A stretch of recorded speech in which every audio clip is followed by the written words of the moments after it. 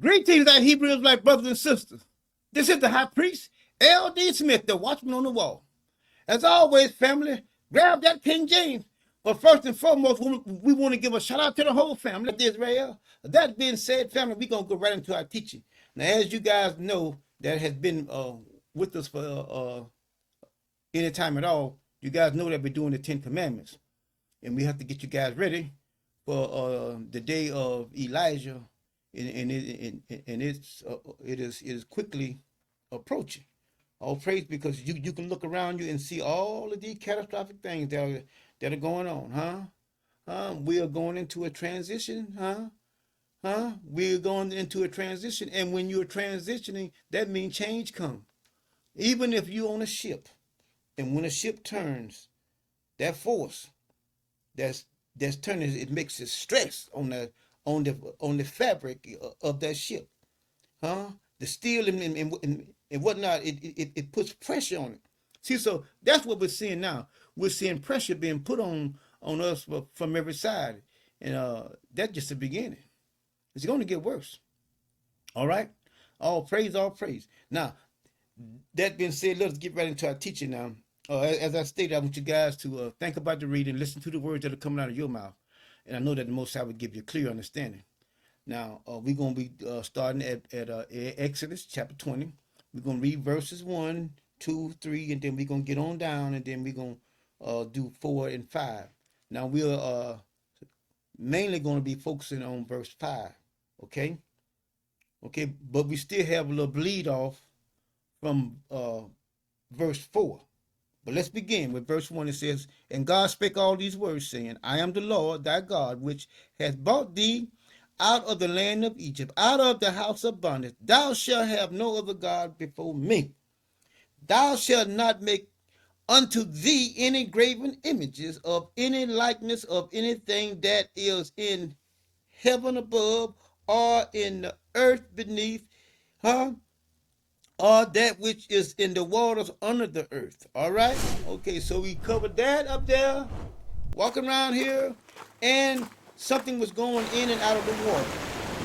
They saw something. All right, okay, now we're going to go on down here, and we're going to do verse 5. Now look at this. Thou shalt not bow down, thyself, bow down thyself to them, not serve them. For I, the Lord, thy God, am a jealous God, visiting the iniquity of them, of their fathers, upon the children of the third and fourth generation, of them that hate me. All right? All right, now we're going to be dealing with that. Now let us go forward here, and we're going to go forward, and we're going to deal with that servant of the gods. Now let us go to the book of Hosea real quick. Let's go to the book of Hosea. Now we're going to run right back there real quick. Let's go to Hosea and get that out the way. All right, Jonah. All right, now we're in the book of Hosea. Let's look at Hosea chapter 2. Now we're going to look at, now see, I'm going way back in the back now to show you that it never changed. It never changed. Now this is an Exodus. Now I'm going to go back here to Hosea, way back here. And then we're going to bounce back and forth, and I'm going to show you. It never changes. It never changed. I don't know why people pretend that God has changed, and that, you can do this. Listen, if it's not in the Bible, if it's not in the Bible, then that ain't what we doing. I ain't doing what no man or woman says for me to do if it ain't written. Talking about man written the Bible. Yes, he did. And God told Moses to write down these words. He sure did. Yeah, he did. God told him what to write down. See, so this writing that God told Moses, Malcolm, way back to write down, it's still here today. So in other words, we want to change what Moses wrote. We want to change what somebody else wrote, and we are in modern times now, so we're gonna put it on what we want to do. See what I'm saying? So that being said, you can see clearly that this here is not right. This is not right. All praise, all praise. All praise, all praise. Now, we're going to go forward here and we're going to look at something else. Now, we're in Hosea chapter 2, I did say. All right, chapter 2. Now, Hosea chapter 2. Let's begin with verse 13. Now, watch right here. Okay, let's back up to 13. It says, and I will visit upon her the days of Balaam, wherein she burned incense to them, and she decked herself with her earrings and her jewel, and she went after her lovers, and forsook me, said the Lord. Y'all see that? Do y'all see it? See that? See, so nothing is new under the sun. I don't care how one try to dice it, slice it, or whatever. It ain't new. It's not new. They did it then, and they're doing it now. But you got to pay for it. And you going to pay for it. You will pay for it. Look what it says. Therefore, behold, I will allure her and bring her into the wilderness and speak comfortable unto her, and I will give her vineyards from thence, and the valley of Ultra for a door of hope, and she shall sing here, sing there, as in the days of her youth, and as in the day when she came forth out of the land of Egypt. Huh? Who he talking about? Our ancestors. He's talking about Israel. Now look what he says here.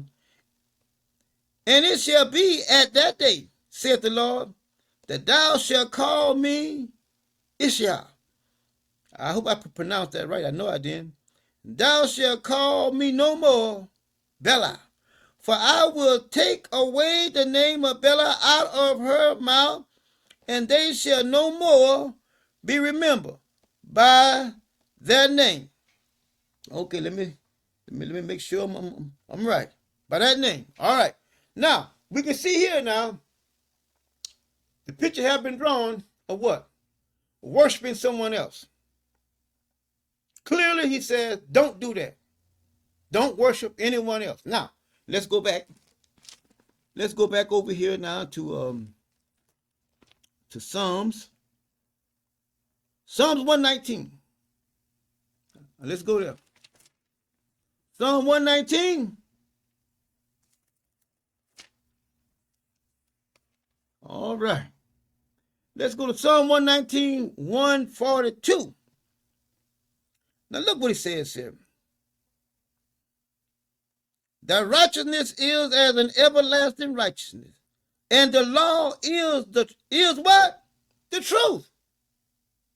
Thy law is the truth. I don't care what nobody tell you. You got to stick with what he says. Thou shalt not worship any other gods before him. That law is the truth. He said, trouble and anguish have taken hold of me. Yet thy commandments are my delight. See that?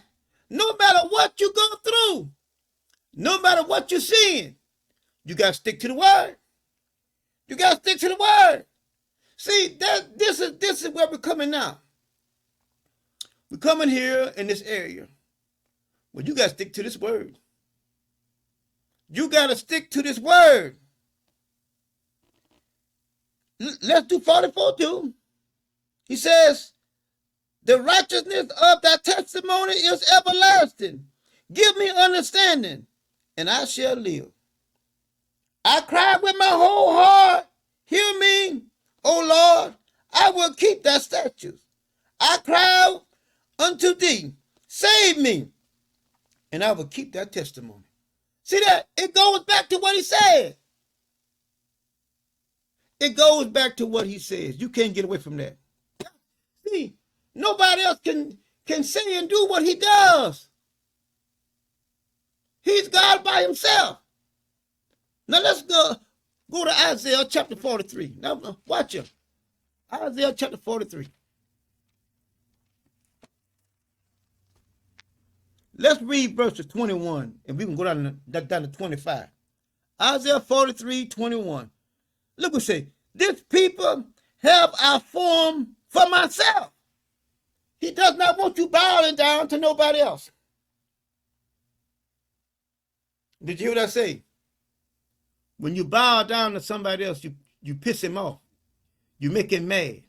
He says, I formed you for myself. I didn't form you to go and worship somebody else. I formed you to bow down to me, to worship me, to love me, to reverence me, to fear me.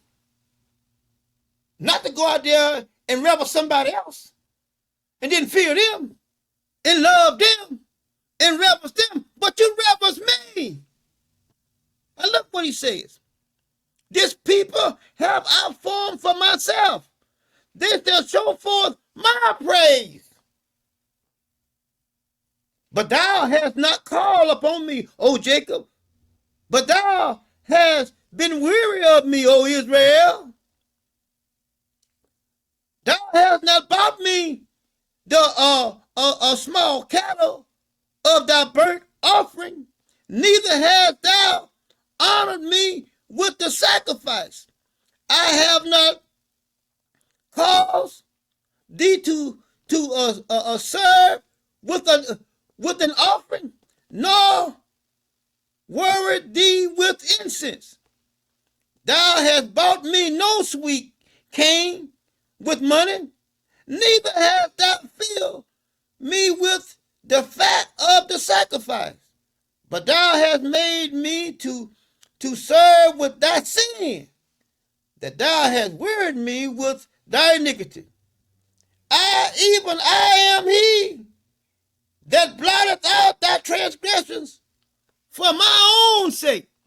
See that? For my own sake. Why? Because I formed you. I formed you for me. I did it for me. For my name. I gave you my name. And I will not remember thy sins. Put me in remembrance. Remember me. But we are remembering other gods. Other gods. Just like they did out in the wilderness when Moses left. Moses left to be with the Most High for 40 days. Him and Joshua. Joshua didn't go all the way up. But anyway, they heard a commotion down there. It was a commotion down there. No, they ain't celebrating. They down there doing something. They ain't got no business. The Most High said, get on back down there, Moses. Get on back down there. They done went astray already. And they had Aaron to make them a golden calf, too. He said, let us plead together. That's a merciful God. That is the merciful God. There he is, want to negotiate with his creation. This is a God that can just wipe it out. Told you he's merciful. He's merciful to the thousands of generations. He's merciful. He's the merciful God. See, he have not dealt with us according to our sin nor our iniquity. He haven't.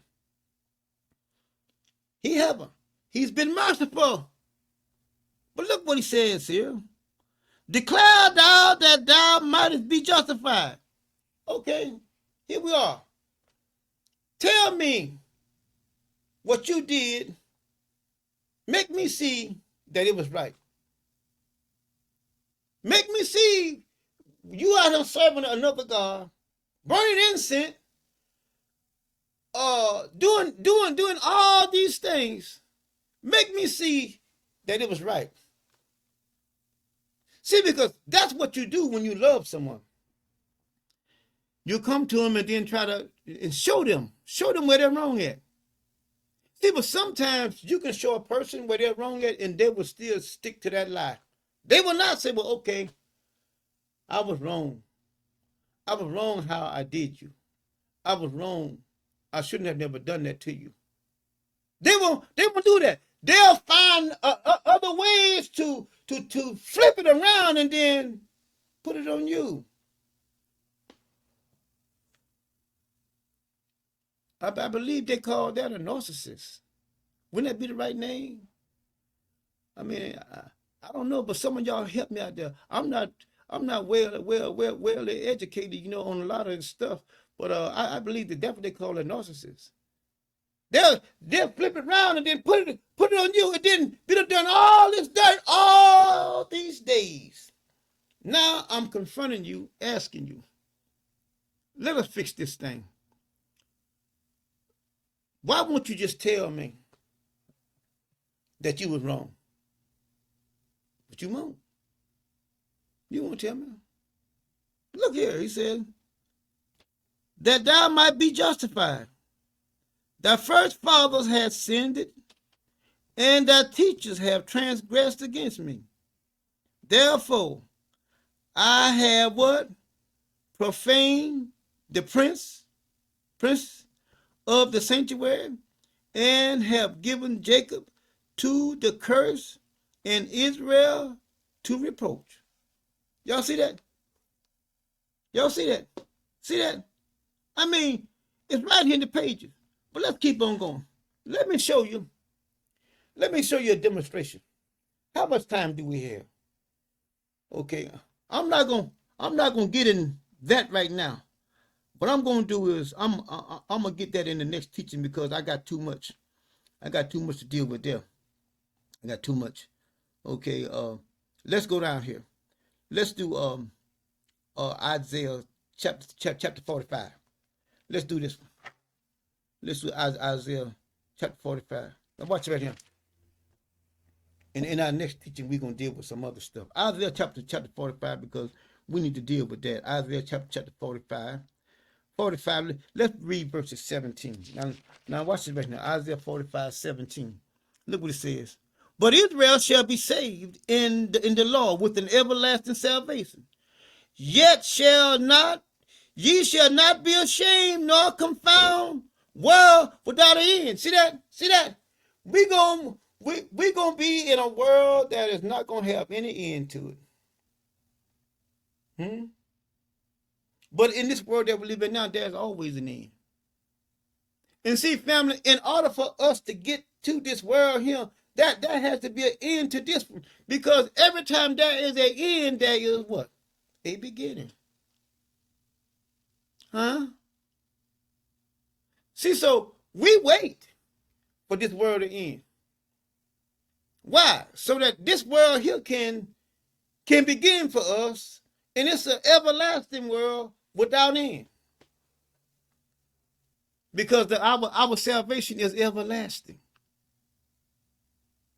But let's keep on going. Let's keep on going. Let's keep on going. We're gonna jump on now. Let's jump on down to verse 22. Let's jump down to verse 22 now. Look what he says here in 20. Let's read 21 and 22. Look what he says here. He said, tell ye and bring them near, yea, let them take counsel together. Who has declared this from ancient time? I have.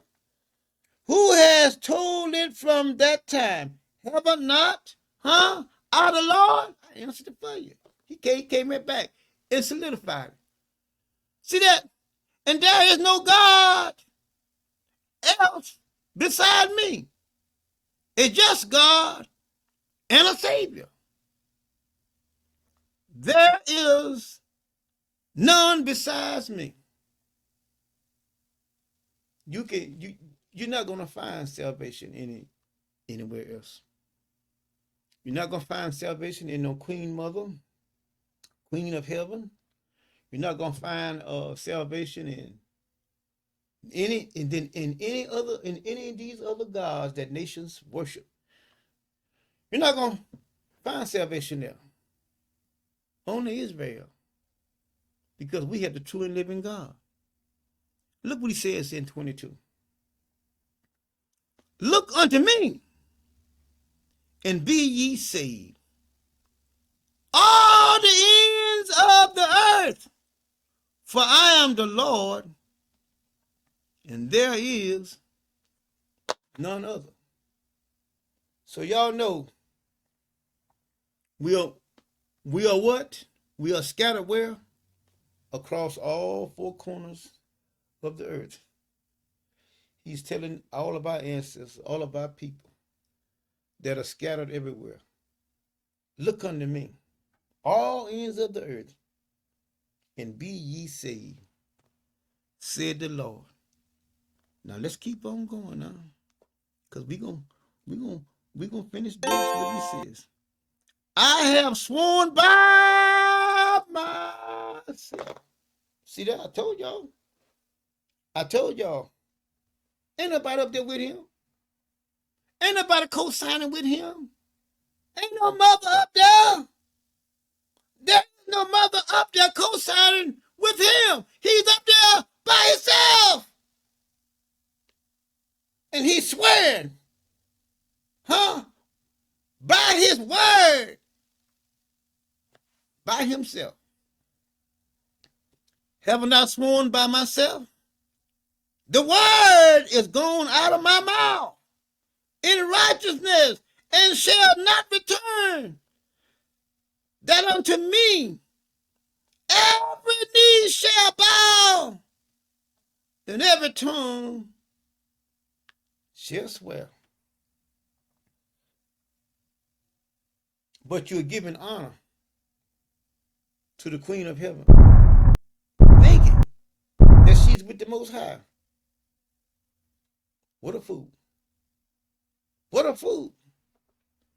But when you leave the fountain of living water, that's what happens. That's what happens. You cannot change these words here. Don't ever let anybody tell you that you can change these words, because tomorrow when you go back and look at them, it's going to say the same thing. It is going to say the same thing. Just like I said, the Most High told Moses, write these things down. Write this down. So when a person say, yeah, man wrote the Bible, yeah, and God told him what to write too. But now you want to come along and you want to change it. That's just like the Christian preachers. The Christian preachers, they all got their own Bibles now. T.D. Jakes, Cliff Lowe, that boy out there, what his name is, the one with the soft voice. What his name is? Joe Osteen. He's the crookedest son of a buck that ever put on a pair of shoes. Yeah, he's one of the crookedest ones. All of them crooks. All of them crooks and habitual liars.